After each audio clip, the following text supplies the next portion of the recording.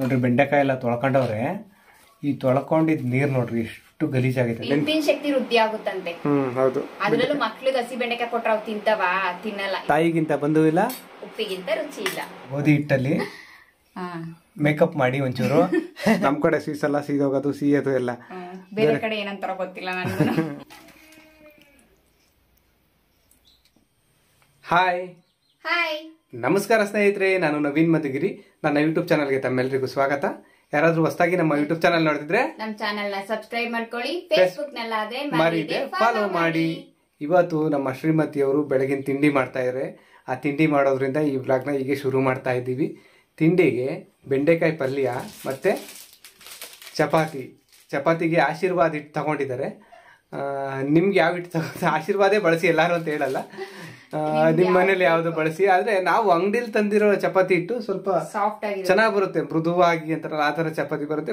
ನಾವು ಗೋಧಿ ಎಲ್ಲ ಮಿಲ್ಗಾಕ್ಸಿ ನೋಡಿದ್ವಿ, ಅದು ಒಂದ್ ಸ್ವಲ್ಪ ಗಟ್ಟಿ ತರ ಇರುತ್ತೆ, ಇಷ್ಟು ಸಾಫ್ಟ್ ಇರಲ್ಲ. ಯಾಕೆ ಅಂತ ಗೊತ್ತಿಲ್ಲ. ನಾವು ಬಿಸಿ ಚೆನ್ನಾಗಿರುತ್ತೆ ಅಷ್ಟೇ, ಅದು ತಣ್ಣಗಾದ್ಮೇಲೆ ಗಟ್ಟಿ ಆಗ್ಬಿಡುತ್ತೆ. ಗೋಧಿನ ಹಾಕಿಸ್ಕೊ ಬಂದಿರೋದು ಇದು ಅಂಗಡಿಲಿ ತಂದಿರೋದಾದ್ರೆ ಈ ತರ ಇರುತ್ತೆ. ಅದಕ್ಕೆ ಅಂಗಡಿಲಿ ತರ್ತೀವಿ ನಾವು. ನಮಗೂ ಇಷ್ಟ ಅಂಗಡಿನಲ್ಲಿ ಗೋಧಿ ತಂದು ಅದನ್ನ ಮಿಲ್ ಮಾಡಿಸಿ ಅದ್ರಲ್ಲಿ ಚಪಾತಿ ಮಾಡ್ಕೊಂಡು ತಿನ್ನೋದು. ಆದ್ರೆ ಅದು ಗಟ್ಟಿ ಹಾರ್ಡ್ ಆಗ್ಬಿಡುತ್ತೆ ಸ್ವಲ್ಪ. ಅದಕ್ಕೋಸ್ಕರ ನಿಮ್ಗೆ ಯಾರಿಗಾದ್ರೂ ನೀವು ಮಾಡಿದ್ರೆ ನಿಮ್ಗೆ ಗೊತ್ತಿದ್ರೆ ಚಪಾತಿ ಹಿಟ್ಟು ಸಾಫ್ಟ್ ಆಗೋ ತರ, ಅಂದ್ರೆ ಅಂಗಡಿಯಿಂದ ಗೋಧಿ ತಂದು ಮಿಲ್ ಮಾಡಿಸಿ ಅದು ಯಾವ ತರ ಸಾಫ್ಟ್ ಆಗಿ ಚಪಾತಿ ಮಾಡ್ಬೋದು ಅಂತ ಏನಾದ್ರು ಗೊತ್ತಿದ್ರೆ ಮಾಡಿದ್ರೆ ನಮ್ಗೆ ತಿಳಿಸಿ. ಖಂಡಿತ ಅದನ್ನ ನಾವು ಅದೇ ರೀತಿ ನಾವು ಮಾಡ್ಕೋತೀವಿ. ನಾವು ಅಂಗಡಿಯಿಂದ ತಂದಿರೋ ಹಿಟ್ಟಾದ್ರೂ ಸಹ ಜರಡಿ ಇಟ್ಕೋಬೇಕು. ಜರಡಿ ಇಟ್ಬಿಟ್ಟೆ ನಾನು ಅಡಿಗೆ ಮಾಡೋದು. ಏನೇ ಇಟ್ಟಾದ್ರು ಅದು ಒಳ್ಳೇದು, ಆ ರೂಢಿ ಒಳ್ಳೇದು. ಅದಕ್ಕೋಸ್ಕರ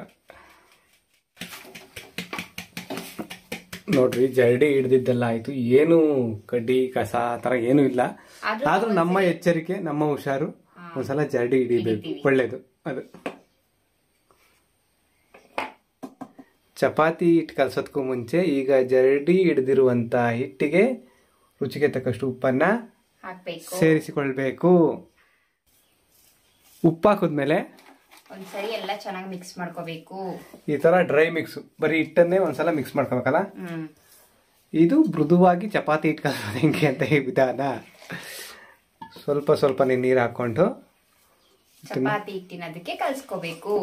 ಅಲ್ಲ, ಮಾಡ್ತಿರೋದೇ ಚಪಾತಿ, ಅದ್ರಲ್ಲಿ ಚಪಾತಿ ಹಿಟ್ಟಿನದ ಯಾಕೆ? ಇನ್ನೇನ್ ತುಂಬಾ ತೆಳುವಾಗಿ ಕಲ್ಸಿದ್ರೆ ಅದು ರೊಟ್ಟಿ ಹಿಟ್ಟು. ಹಂಗ ಸ್ವಲ್ಪ ಗಟ್ಟಿ ಕಲ್ಸಿದ್ರೆ ಚಪಾತಿ ಹಿಟ್ಟು, ಆತರ. ಹಂಗ ಇನ್ನು ಏನೇನ್ ಹಿಟ್ಟು ಇದೆ? ತೆಳ್ಳು ಕದ್ರು ಬಿಟ್ಟು ಹೋಯ್ದ್ರೆ ದೋಸೆ ಹಿಟ್ಟು. ಹಂಗ ಗೋಧಿ ದೋಸೆ ಗೋಧಿಯಲ್ಲಿ ಮಾಡಲ್ಲ ಜಾಸ್ತಿ, ಮಾಡ್ತಾರೆ ಅದೇ ಜಾಸ್ತಿ ಮಾಡಲ್ಲ. ಗೋಧಿ ದೋಸೆ ಅಂತ ಮಾಡ್ತಾರೆ, ನಾನು ನೋಡಿದೀನಿ. ಇಲ್ಲ ಅಂತ ಹೇಳಿಲ್ಲ. ಗೋಧಿ ದೋಸೆ. ಇದು ಚಪಾತಿ ಹಿಟ್ಟು, ಚಪಾತಿ ರೊಟ್ಟಿ ಅದ, ದೋಸೆ ಹಿಟ್ಟಿನದ, ಇಡ್ಲಿ ಹಿಟ್ಟಿನದ, ಆತರ ಇದೆ. ಈಗ ಚಪಾತಿ ಹಿಟ್ಟಿನ ಅದಕ್ಕೆ ಕಲ್ಸ್ಕೋಬೇಕು. ಹಿಂಗೆಲ್ಲ ಇದೆ ಅಡ್ಗೆನಲ್ಲೂ. ಮತ್ತೆ ಸುಮ್ನೆನಾ? ನೀರು ನೋಡ್ಕೊಂಡು ಸ್ವಲ್ಪನೇ ಹಾಕೊಂಡು ಕಲ್ಸ್ಕೋಬೇಕು. ಏನಿಲ್ಲ, ಸ್ವಲ್ಪ ನೀರ್ ಜಾಸ್ತಿ ಆದ್ರೆ ಇನ್ನೊಂದ್ ಸ್ವಲ್ಪ ಪಕ್ಕದಲ್ಲಿ ಇಟ್ಟಿರುತ್ತಲ್ವಾ, ಹಾಕೊಂಡು ಕಲ್ಸ್ಕೋಬಹುದು, ಏನ್ ತೊಂದ್ರೆ ಆಗಲ್ಲ. ಆದ್ರೆ ಜಾಸ್ತಿ ಆಗ್ಬಿಡುತ್ತಲ್ವಾ, ಅದಕ್ಕೆ.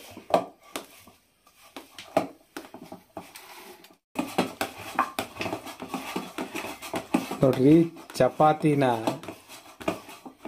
ನಾದಿ ಚೆನ್ನಾಗಿ ಕಲಿಸ್ಕೋಬೇಕು. ಅಲ್ಲ, ಚಪಾತಿನಲ್ಲ, ಚಪಾತಿ ಈಗ ಹಿಂಗೆ ನಾದಿ ಇದೆ, ನಾದ್ಕೋಬಹುದು ಅಥವಾ ಹಿಂಗಾದ್ರೂ ಚೆನ್ನಾಗಿ ನಾದ್ಕೋಬೇಕು.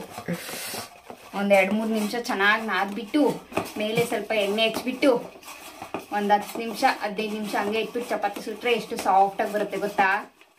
ನೋಡ್ರಿ, ಚಪಾತಿ ಹಿಟ್ಟನೆಲ್ಲ ಚೆನ್ನಾಗಿ ನಾದ್ಕೊಂಡಿದ್ದಾರೆ. ನೋಡಿ, ಈ ತರ ಸಾಫ್ಟ್ ಆಗಿರ್ಬೇಕು. ಹಂಗಿರ್ಬೇಕಾ? ಈಗ ಅದಕ್ಕೆ ಮೇಲೊಂಚೂರು ಎಣ್ಣೆ ಹಾಕ್ತೀನಿ ಅಷ್ಟೇ. ಸುಮ್ಮನೆ ಹಂಗೆ ಎಣ್ಣೆ ಹಾಕಿ ಒಂದ್ಸರಿ ಎಲ್ಲ ಚೆನ್ನಾಗಿ ನಾದ್ಕೋಬೇಕು. ಇನ್ನೊಂದ್ಸಲ ಎಣ್ಣೆ ಇದ್ದಾಗ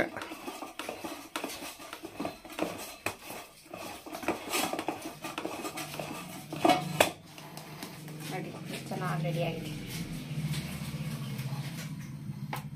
ಈಗ ಈ ನಾದಿರೋ ಹಿಟ್ಟನ್ನ ತಗೊಂಡು ಒಂದು ಬಲ್ಗಿಟ್ಟು ಅದನ್ನ ಮುಚ್ಚಿ ಎತ್ತಿಡೋದು. ನೋಡ್ರಿ, ಈಗ ಬೆಂಡೆಕಾಯಿ ಪಲ್ಯ ಮಾಡೋದಕ್ಕೆ ಏನೇನು ಪದಾರ್ಥಗಳು ಸಾಮಗ್ರಿಗಳು ಬೇಕು ಅಂದ್ರೆ ಮುಖ್ಯವಾಗಿ ಬೆಂಡೆಕಾಯಿ ಬೇಕೇ ಬೇಕು. ಬೆಂಡೆಕಾಯಿ ಪಲ್ಯ ಮಾಡೋದಕ್ಕೆ ಜೊತೆಗೆ ತರಕಾರಿ, ಟೊಮೊಟೊ, ಈರುಳ್ಳಿ, ಶುಂಠಿ, ಬೆಳ್ಳುಳ್ಳಿ ಇಷ್ಟು ಸಾಕು. ಆಮೇಲೆ ಒಗ್ಗರಣೆಗೆ ಬಂದರೆ ಎಣ್ಣೆಯಿಂದ ಸ್ಟಾರ್ಟ್ ಮಾಡೋಣ. ಎಣ್ಣೆ, ಸಾಸಿವೆ, ಕರಿಬೇವು, 1/4 ಟೇಬಲ್ ಸ್ಪೂನ್ ಜೀರಿಗೆ, 2 ಬ್ಯಾಡಗಿ ಮೆಣಸಿನಕಾಯಿ ಕಟ್ ಮಾಡಿ ಇಟ್ಕೊಂಡಿರೋದು, 1 ಟೇಬಲ್ ಸ್ಪೂನ್ ಆಗುವಷ್ಟು ಕಡಲೆಬೇಳೆ, 1 ಟೇಬಲ್ ಸ್ಪೂನ್ ಆಗುವಷ್ಟು ಉದ್ದಿನ ಬೇಳೆ. ಮತ್ತೆ ಮಸಾಲಾ ಪದಾರ್ಥಗಳಂದ್ರೆ ಒಂದು 1/2 ಟೇಬಲ್ ಸ್ಪೂನ್ ಆಗುವಷ್ಟು ಅಚ್ಕಾರದ ಪುಡಿ, ನೀವು ಖಾರ ನೋಡ್ಕೊಂಡು ಸೇರಿಸ್ಕೋಬಹುದು. 1/4 ಟೇಬಲ್ ಸ್ಪೂನ್ ಆಗುವಷ್ಟು ಧನಿಯಾ ಪುಡಿ, 1/4 ಟೇಬಲ್ ಸ್ಪೂನ್ ಆಗುವಷ್ಟು ಅರಿಶಿನ, ಹಾಗೆ ರುಚಿಗೆ ತಕ್ಕಷ್ಟು ಉಪ್ಪು, ಹಾಗೆ ಸ್ವಲ್ಪ ತೆಂಗಿನಕಾಯಿ ತುರಿ. ಇವಿಷ್ಟು ಸಾಮಗ್ರಿಗಳು ಬೇಕು. ಮೊದಲನೇದಾಗಿ ಬೆಂಡೆಕಾಯಿನೆಲ್ಲ ಈ ರೀತಿ ನೀರಿಗೆ ಹಾಕೊಂಡು ತೊಳ್ಕೋಬೇಕು. ಸ್ವಲ್ಪ ಯಾಕೆ ತೊಳಿಬೇಕಂದ್ರೆ ಅದಕ್ಕೆಲ್ಲ ಮೆಡಿಷನ್ನು ಏನಾದರೂ ಧೂಳು ಪಾಳು ಆಗಿರುತ್ತಲ್ಲ, ಅದಕ್ಕೆ ಸಂತೆನಲ್ಲೆಲ್ಲ ಮಾರ್ತಾರೆ, ಅಲ್ಲೆಲ್ಲ ಧೂಳು ಮತ್ತು ಮೆಡಿಷನ್ ಏನಾದರೂ ಹೊಡೆದಿರ್ತಾರೆ. ಹೌದು, ಅದಕ್ಕೋಸ್ಕರ ಬೆಂಡೆಕಾಯಿನ ನೀಟಾಗಿ ನೀರಲ್ಲಿ ತೊಳ್ಕೋಬೇಕು. ನೋಡ್ರಿ, ಬೆಂಡೆಕಾಯಿನೆಲ್ಲ ಈ ರೀತಿ ನೀಟಾಗಿ ನೀರಲ್ಲಿ ಚೆನ್ನಾಗಿ ಒಂದ್ಸಲ ತೊಳ್ಕೋಬೇಕು. ತೊಳ್ಕೊಂಡು ಇಲ್ಲೊಂದು ಕಾಟನ್ ಬಟ್ಟೆ ತಗೊಂಡಿದ್ದಾರೆ, ಆ ಕಾಟನ್ ಬಟ್ಟೆ ಮೇಲೆ ಹಾಕ್ಕೊಂಡಿದ್ದಾರೆ. ನೋಡ್ರಿ, ಬೆಂಡೆಕಾಯಿ ಎಲ್ಲ ತೊಳ್ಕೊಂಡವ್ರೆ. ಈ ತೊಳ್ಕೊಂಡಿದ್ದ ನೀರು ನೋಡ್ರಿ ಎಷ್ಟು ಗಲೀಜಾಗೈತೆ ಅಂದರೆ, ಇಷ್ಟು ಗಲೀಜು ಧೂಳು ಈ ಬೆಂಡೆಕಾಯಲ್ಲಿರುತ್ತೆ. ಅದಕ್ಕೆ ತೊಳ್ಕೊಬೇಕು. ಅದನ್ನು ತೊಳೆದಾದ್ಮೇಲೆ ಕಾಟನ್ ಬಟ್ಟೆಯಿಂದ ನೀಟಾಗಿ ಒರೆಸ್ಬೇಕು. ನಾವು ಹಂಗೆ ತೇವ ಇರೋದನ್ನೇ ಕಟ್ ಮಾಡಿ ಉರಿಯೋದಕ್ಕೆ ಹೋದ್ರೆ ಅದು ಎಲ್ಲ ಲೋಳೆ ಜಾಸ್ತಿ ಬಿಟ್ಕೊಳ್ಳುತ್ತೆ. ಅದಕ್ಕೋಸ್ಕರ ಹೌದಾ, ಈ ರೀತಿ ನೀಟಾಗಿ ಒರೆಸೋದ್ರಿಂದ ಲೋಳೆ ಜಾಸ್ತಿ ಬಿಟ್ಕೊಳ್ಳಲ್ಲ.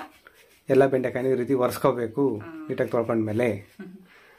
ನೋಡ್ರಿ, ಬೆಂಡೆಕಾಯಿನ ನೀರಲ್ಲಿ ತೊಳೆದು ಒರೆಸಾದ್ಮೇಲೆ ಈ ರೀತಿ ಚಿಕ್ಕದಾಗಿ ಈ ಅಳತೆನಲ್ಲಿ ಕಟ್ ಮಾಡ್ಕೋಬೇಕು.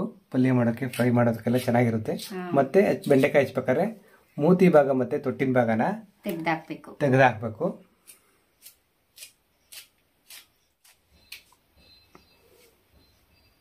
ನೋಡ್ರಿ, ಈಗ ನಮ್ಮ ಶ್ರೀಮತಿ ಅವ್ರು ನೋಡಿದ್ದು ಬೆಂಡೆಕಾಯಿ ಎಳೆದ ಬಲ್ತಿರೋದು ಅಂತ ನೋಡೋದಕ್ಕೆ.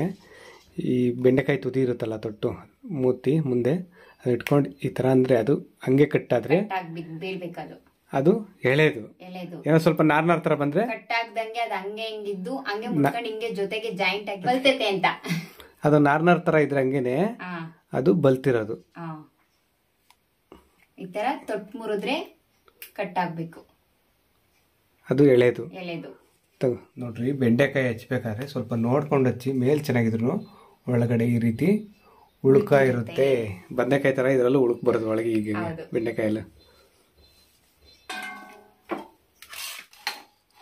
ಬೆಂಡೆಕಾಯಿ ಎಲ್ಲ ಸಣ್ಣದಾಗಿ ಹಚ್ಚಿಟ್ಕೊಂಡವ್ರೆ. ಅದ್ರ ಜೊತೆಗೆ ತರಕಾರಿನೂ ಹಚ್ಚಿಟ್ಕೊಂಡವ್ರೆ, ತೆಂಗಿನಕಾಯಿ ತುರಿದಿಟ್ಕೊಂಡವ್ರೆ. ಮತ್ತೆ ಇದು ಶುಂಠಿ ಬೆಳ್ಳುಳ್ಳಿ, 1 8 ಎಸ್ಲು ಶುಂಠಿ ಅಲ್ಲ 1 8 ಎಸ್ಲು ಬೆಳ್ಳುಳ್ಳಿ, 1 ಇಂಚು ಶುಂಠಿನ ಸಿಪ್ಪೆ ತೆಗೆದು ತುರಿದಿಟ್ಕೊಂಡಿದೀನಿ. ನೀವು ಬೇಕು ಅಂದ್ರೆ ಶುಂಠಿ ಬೆಳ್ಳುಳ್ಳಿ ಪೇಸ್ಟ್ ಇದ್ದು ಸಹ ಸೇರಿಸ್ಕೋಬಹುದು. ಇದು ಶುಂಠಿ ಬೆಳ್ಳುಳ್ಳಿನ ಕೊಬ್ಬರಿ ತುರಿಯೋ ಸಣ್ಣ ತುರಿನಲ್ಲಿ ತುರಿದಿಟ್ಕೊಂಡಿದ್ದೀನಿ. ಈಗ ಸ್ಟವ್ ಮೇಲೆ ಒಂದು ಕಡಾಯಿ ಇಟ್ಕೊಂಡವ್ರೆ. ಆ ಕಡಾಯಿಗೆ ಸಣ್ಣದಾಗಿ ಕಟ್ ಮಾಡಿರುವಂತ ಬೆಂಡೆಕಾಯಿನೆಲ್ಲ ಸೇರಿಸ್ಕೊತಾ ಇದ್ದೀನಿ. ಸೇರಿಸ್ಕೊಂಡು ಇದನ್ನ ಹುರ್ಕೋಬೇಕು. ಈಗ ಬೆಂಡೆಕಾಯಿನ ಫ್ರೈ ಮಾಡ್ಕೋಬೇಕು. ಇದರಲ್ಲಿರೋ ಲೋಳೆ ಅಂಶ ಎಲ್ಲ ಇರುತ್ತಲ್ವಾ, ಅದೆಲ್ಲ ಹೋಗೋವರೆಗೂ ಫ್ರೈ ಮಾಡ್ಕೋಬೇಕು. ನೋಡ್ರಿ, ನಮ್ಮ ಶ್ರೀಮತಿಯವರ ಪ್ರಕಾರ ಬೆಂಡೆಕಾಯಿ ಈ ಕಡಾಯಿ ತುಂಬ ಇದ್ದಿದ್ದು ಕುಗ್ಗುತ್ತೆ. ಹಳೆ ಬ್ಲಾಗಲ್ಲಿ ಒಂದ್ಸಲ ಹೇಳಿದ್ರಲ್ಲ, ಕುಗ್ಗಿದೆ. ಕರೆಕ್ಟ್ ತಾನೆ, ಕುಗ್ಗಿದೆ ತಾನೆ. ನೋಡಿ ಎಷ್ಟೆಷ್ಟಾಗಿದೆ. ಕಡಿಮೆ ಆಗೈತೆ. ಕಡಾಯಿ ತುಂಬಾ ಇದ್ದಿದ್ದು ಕಡಾಯಲ್ಲಿ ಅರ್ಧ ಆಗೈತೆ, ಕಡಿಮೆ ಆಗೈತೆ. ಸಾಕು, ಇಷ್ಟು ಫ್ರೈ ಇಷ್ಟು ಹುರ್ಕೊಂಡ್ರೆ ಸಾಕಾಗುತ್ತೆ. ಅಂದ್ರೆ ಅದೆಲ್ಲ ಲೋಳೆ ಅಂಶ ಹೋಗ್ಬೇಕಾದ್ರೆ ಇದೆಲ್ಲ. ನೋಡಿ, ನಾವು ಚಿಕ್ಕವರಿದ್ದಾಗ ಬೆಂಡೆಕಾಯಿ ಅಂದ್ರೆ ಒಂಥರ ಮಾಡ್ತಿದ್ವಿ. ಗೊಣ್ಣೆ ಇದೆ ಬೆಂಡೆಕಾಯಿ ಒಳಗೆ ಅಂತ. ನಾವು ಏನ್ ತಿಂತಾ ಇರ್ಲಿಲ್ಲ ಚಿಕ್ಕವರಿದ್ದಾಗ. ಆದ್ರೆ ಬೆಂಡೆಕಾಯಿ ತುಂಬಾ ಒಳ್ಳೇದಂತೆ, ಮಕ್ಳಿಗೆ ತುಂಬಾ ಒಳ್ಳೇದಂತೆ. ನೆನಪಿನ ಶಕ್ತಿ ವೃದ್ಧಿ ಆಗುತ್ತಂತೆ. ಹೌದು. ಅದ್ರಲ್ಲೂ ಮಕ್ಳಿಗೆ ಹಸಿ ಬೆಂಡೆಕಾಯಿ ಕೊಟ್ರೆ ಅವ್ ತಿಂತಾವಾ? ತಿನ್ನಲ್ಲ. ಈ ತರ ಪಲ್ಯ ಮಾಡ್ಕೊಟ್ರೆ ತಿನ್ನೋದು. ಕರೆಕ್ಟ್ ತಾನೆ? ಈಗ ಪಲ್ಯ ರೆಡಿ ಮಾಡ್ಕೊಳ್ಳೋಣ, ಒಗ್ಗರಣೆ ಮಾಡ್ಕೊಳ್ಳೋಣ. ಇದು ಸಾಕು, ಇಷ್ಟು ಫ್ರೈ ಇಷ್ಟು ಹುರಿದಿರೋ ಸಾಕು. ಈಗ ಬೆಂಡೆಕಾಯಿ ಹುರ್ಕೊಂಡಾದ್ಮೇಲೆ ಸ್ಟೋವ್ ಮೇಲೆ ಒಂದು ಕುಕ್ಕರ್ ಇಟ್ಕೊಂಡವ್ರೆ. ನೀವು ಬಾಣಲಿ, ಕಡಾಯಿ, ಪಾತ್ರೆ ಏನ್ ಬೇಕಾದ್ರೂ ಇಟ್ಕೊಂಡು ಮಾಡ್ಬೋದು. ಅದಕ್ಕೆ ಒಗ್ಗರಣೆ 2 ಟೇಬಲ್ ಸ್ಪೂನ್ ಆಗೋಷ್ಟು ಎಣ್ಣೆ ಸೇರಿಸ್ಕೊಂಡಿದ್ದೀನಿ. ಒಗ್ಗರಣೆಗೆ ಎಷ್ಟು ಬೇಕೋ ಅಷ್ಟು ಎಣ್ಣೆ ಬಿಸಿ ಆಗ್ಬೇಕು. ಎಣ್ಣೆ ಬಿಸಿ ಆದ್ಮೇಲೆ ಒಗ್ಗರಣೆ ಪದಾರ್ಥಗಳನ್ನೆಲ್ಲ ಸೇರಿಸ್ಕೋಬೇಕು. ಸಾಸಿವೆ, ಕರಿಬೇವು, ಜೀರಿಗೆ, ಈ ತರ ಚಿಟಪಟ ಅಂತ ಸಿಡಿತಾ ಇರಬೇಕು. ಬ್ಯಾಡಗಿ ಮೆಣಸಿನಕಾಯಿ, ಕಡಲೆಬೇಳೆ 1 ಟೇಬಲ್ ಸ್ಪೂನ್ ಆಗೋಷ್ಟು, 1 ಟೇಬಲ್ ಸ್ಪೂನ್ ಆಗೋಷ್ಟು ಉದ್ದಿನಬೇಳೆ ಇಷ್ಟನ್ನು ಹಾಕ್ಕೊಂಡು ಇವಿಷ್ಟನ್ನು ಸ್ವಲ್ಪ ಕಲರ್ ಚೇಂಜ್ ಆಗೋವರೆಗೂ ಫ್ರೈ ಮಾಡ್ಕೋಬೇಕು. ಕಡಲೆಬೇಳೆ ಉದ್ದಿನಬೇಳೆ ಬಣ್ಣ ಚೇಂಜ್ ಆಗುತ್ತಲ್ಲ, ಕಡಲೆಬೇಳೆ ಉದ್ದಿನಬೇಳೆ ಒಂಬಣ್ಣ ಬಂದಮೇಲೆ ಕಡಲೆಬೇಳೆ ಉದ್ದಿನಬೇಳೆ ಕಲರ್ ಚೇಂಜ್ ಆದಮೇಲೆ ಶುಂಠಿ ಬೆಳ್ಳುಳ್ಳಿ ಪೇಸ್ಟು ಮತ್ತು ಈರುಳ್ಳಿ ಇಷ್ಟೇನಾ? ಟೊಮೊಟೊ ಹಾಕಲ್ಲ? ಟೊಮೊಟೊ ಆಮೇಲೆ ಹಾಕೋದು. ಈರುಳ್ಳಿ ಸ್ವಲ್ಪ ಕಲರ್ ಚೇಂಜ್ ಆಗಬೇಕು, ಆಮೇಲೆ ಹಾಕೋದು. ನೋಡ್ರಿ ಈರುಳ್ಳಿ ಕಲರ್ ಚೇಂಜ್ ಆಗಿದೆ, ಒಂಬಣ್ಣ ಬಂದೈತೆ. ಈ ಸಮಯದಲ್ಲಿ ಟೊಮೊಟೊನ ಹಾಕೋದು ಇವಾಗ. ಮತ್ತೆ ಈರುಳ್ಳಿ ಟೊಮೊಟೊ ಎರಡೂ ಇದು ಸಣ್ಣದಾಗಿ ಕಟ್ ಮಾಡ್ಕೋಬೇಕು, ದೊಡ್ಡ ದೊಡ್ಡದಾಗಿ ಕಟ್ ಮಾಡ್ಬೋದು. ಬೆಂಡೆಕಾಯಿ ಸಣ್ಣ ಕಟ್ ಮಾಡೋದು ಅದೇ ಥರ ಸಣ್ಣ ಸಣ್ಣ ಪೀಸ್ ಮಾಡ್ಕೋಬೇಕು. ಟೊಮೊಟೊ ಸಹ ನೋಡ್ರಿ ಈಗ ಟೊಮೊಟೊ ಎಲ್ಲ ಏನಾಯ್ತು ಸಾಫ್ಟ್ ಆಗದ. ಸಾಫ್ಟ್ ಆದ್ಮೇಲೆ ಬೆಂಡೆಕಾಯಿನ ಹಾಕೋಬೇಕು. ಅದಕ್ಕೆ ಹುರಿದಿಟ್ಕೊಂಡಿರೋ ಬೆಂಡೆಕಾಯಿ ಸೇರಿಸ್ಕೋಬೇಕು.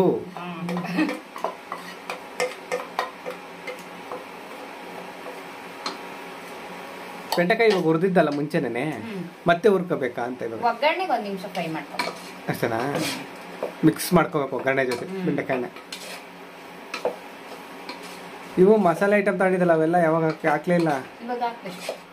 1 ನಿಮಿಷಗಳ ಕಾಲ ಬೆಂಡೆಕಾಯಿನ ಒಗ್ಗರಣೆ ಜೊತೆ ಎಲ್ಲ ಚೆನ್ನಾಗಿ ಮಿಕ್ಸ್ ಮಾಡವ್ರೆ. ಈಗ 1/2 ಟೇಬಲ್ ಸ್ಪೂನ್ ಆಗೋಷ್ಟು ಅಚ್ಚಕಾರದ ಪುಡಿನ ಸೇರಿಸ್ಕೊತಾ ಇದ್ದೀನಿ. ನೀವು ಖಾರ ನೋಡ್ಕೊಂಡು ಸೇರಿಸ್ಕೊಳ್ಳಿ. 1/4 ಟೇಬಲ್ ಸ್ಪೂನ್ ಆಗೋಷ್ಟು ಧನಿಯಾ ಪೌಡರ್, 1/4 ಟೇಬಲ್ ಸ್ಪೂನ್ ಆಗೋಷ್ಟು ಅರಿಶಿನ, ಹಂಗೆ ತೆಂಗಿನಕಾಯಿ ತುರಿನ ಸೇರಿಸ್ಕೊತಾ ಇದ್ದೀನಿ. ಹಾಗೇನೆ ರುಚಿಗೆ ತಕ್ಕಷ್ಟು ಉಪ್ಪು ಮುಖ್ಯವಾಗಿ ಬೇಕಿರೋದು. ತಾಯಿಗಿಂತ ಬಂಧು ಇಲ್ಲ, ಉಪ್ಪಿಗಿಂತ ರುಚಿ ಇಲ್ಲ. ಅದಕ್ಕೆ ಉಪ್ಪು ಹಾಕೊಂಡ್ಲೇಬೇಕು ಎಲ್ಲ ಅಡುಗೆಗಳು. ಎಲ್ಲ ಒಂದ್ಸರಿ ಚೆನ್ನಾಗಿ ಮಿಕ್ಸ್ ಮಾಡ್ಕೊತಾ ಇದ್ದೀನಿ. ಈ ಟೈಮಲ್ಲಿ ಹೈ ಫ್ಲೇಮಲ್ಲಿ ಇಟ್ಟು ಮಿಕ್ಸ್ ಮಾಡ್ಕೋಬಾರ್ದು, ಎಲ್ಲ ತಳ ಹಿಡಿದ್ಬಿಡುತ್ತೆ. ಅದಕ್ಕೋಸ್ಕರ ಲೋ ಫ್ಲೇಮಲ್ಲೇ 1 ನಿಮಿಷ ಚೆನ್ನಾಗಿ ಮಿಕ್ಸ್ ಮಾಡ್ಕೋಬೇಕು. ನಾವು ಸೇರಿಸಿರುವಂಥ ಮಸಾಲೆ ಎಲ್ಲ ಬೆಂಡೆಕಾಯಿ ಜೊತೆ ಚೆನ್ನಾಗಿ ಹೊಂದ್ಕೊಳ್ಳೋ ಥರ ಮಿಕ್ಸ್ ಮಾಡ್ಕೋಬೇಕು. ನೋಡ್ರಿ ಮಸಾಲೆ ಎಲ್ಲ ಪಲ್ಯದ ಜೊತೆ ಚೆನ್ನಾಗಿ ಹೊಂದ್ಕೊಂಡಿದೆ.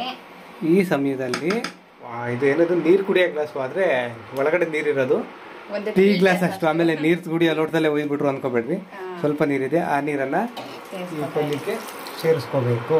ಸೇರಿಸ್ಕೊಂಡು ಏನು ಮಾಡ್ಬೇಕು? ಮತ್ತೆ ಒಂದ್ಸರಿ ಎಲ್ಲ ಚೆನ್ನಾಗಿ ಮಿಕ್ಸ್ ಮಾಡ್ಕೋಬೇಕು.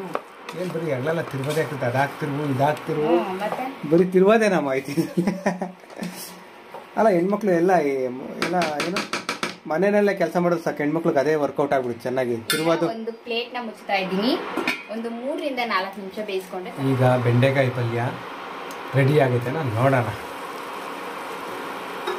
ಸ್ವಲ್ಪ ಹೊತ್ತು ಬೇಯಿಸ್ಕೊಂಡಾದ್ಮೇಲೆ ಇನ್ನೊಂದ್ಸಲ ಮಿಕ್ಸ್ ಮಾಡಿಬಿಟ್ರೆ ಮತ್ತೆ ಪ್ಲೇಟ್ ಮುಚ್ಚಿದ್ಮೇಲೆ ಸೆಂಟ್ರಲ್ಲಿ ಒಂದೊಂದ್ಸರಿ ಕೈ ಆಡಿಸ್ತಾ ಇರ್ಬೇಕು, ತಳ ಹಿಡಿದ್ಬಿಡುತ್ತೆ. ಈ ಟೈಮಲ್ಲಿ ಬೇಕು ಅಂದ್ರೆ ಕೊತ್ತಂಬರಿ ಸೊಪ್ಪಿದ್ರೆ ಸೇರಿಸ್ಕೋಬಹುದು. ಕೊತ್ತಂಬರಿ ಸೊಪ್ಪು ಸಣ್ಣ ಕಟ್ ಮಾಡಿ ಹಾಕೋಬಹುದು.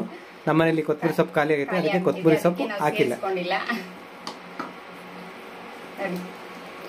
ರುಚಿಯಾದ ಬೆಂಡೆಕಾಯಿ ಪಲ್ಯ ರೆಡಿ ಆಗಿದೆ ನೋಡ್ರಿ. ಚಪಾತಿ ಹಿಟ್ಟು ರೆಡಿ ಆಗೈತೆ. ಚಪಾತಿ ವರ್ಷಕ್ಕೆ ನಮ್ಮ ಶ್ರೀಮತಿ ಅವರು ಕೂತಿದಾರಾಗ್ಲೇ ಸಾಫ್ಟ್ ಆಗಿ ಬರ್ತೈತೆ ನೋಡ್ರಿ ಅದು ಉಂಡೆ.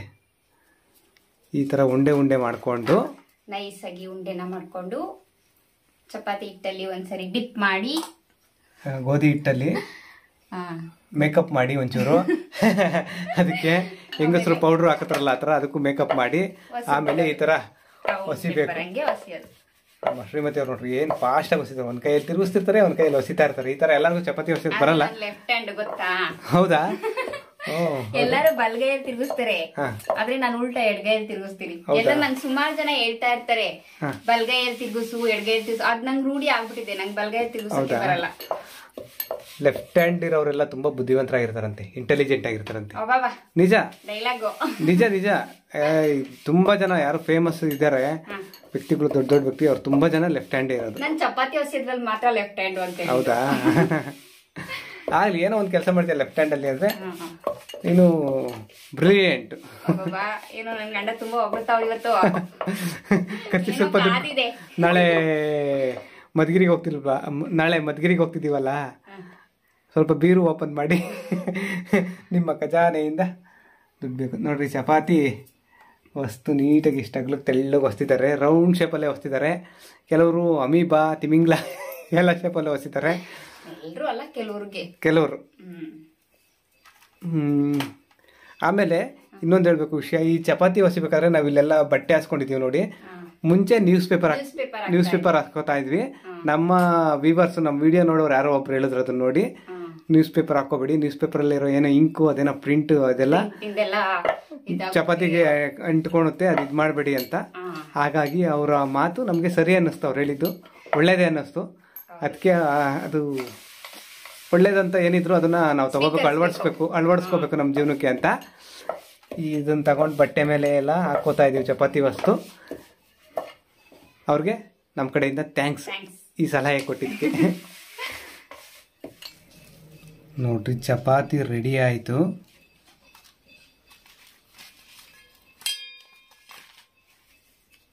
ಚಪಾತಿ ಸುಟ್ಟಿದ್ದು ನಾನೇ. ಪ್ರತಿ ಸಲ ನಮ್ಮ ಮನೇಲಿ ಚಪಾತಿ ಮಾಡಿದಾಗಲೂ ನಮ್ಮ ಶ್ರೀಮತಿಯವರು ನನ್ನ ಕೈಲೇ ಚಪಾತಿ ಸುಡಿಸ್ತಾರೆ. ಚಪಾತಿ ಸುಡೋದು ರೂಢಿ ಆಗ್ಬಿಟ್ಟೈತೆ ನನಗೆ, ಚಪಾತಿ ಸುಡೋದು ಹೆಂಗೆ ಅಂತ. ನೀಟಾಗಿ ಇವ್ರಿಗಿಂತ ನೀಟಾಗಿ ಏನು ಎರಡು ಕಡೆನು ಬೇಯಿಸೋ ಥರ ಬೇಯಿಸೋದಲ್ಲ, ಅದು ಸುಡೋದಂದ್ರೆ ಅದು ಬೆಂದಿರ್ಬೇಕು ತಾನೆ. ಸುಡೋದು ಅಂದ್ರೆ ಸೀಸೋದು ಅಂದ್ರೆ ಅರ್ಥ ಆಗಲ್ಲ ಕೆಲವ್ರ ಕಡೆ.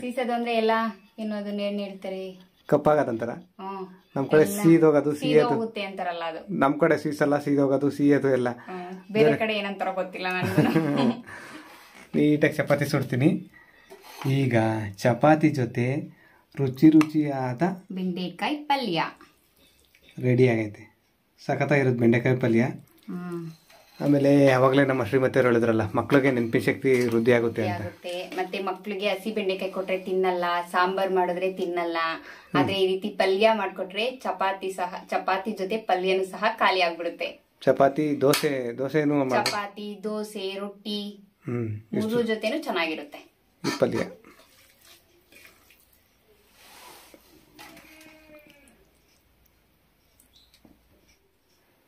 ತುಂಬಾನೇ ರುಚಿಯಾಗಿ ಬೆಂಡೆಕಾಯಿ ಪಲ್ಯ ಮಾಡೋದು ಹೇಗೆ ಅಂತ ನಮ್ಮ ಶ್ರೀಮತಿ ಅವರು ತಿಳಿಸ್ಕೊಟ್ರು.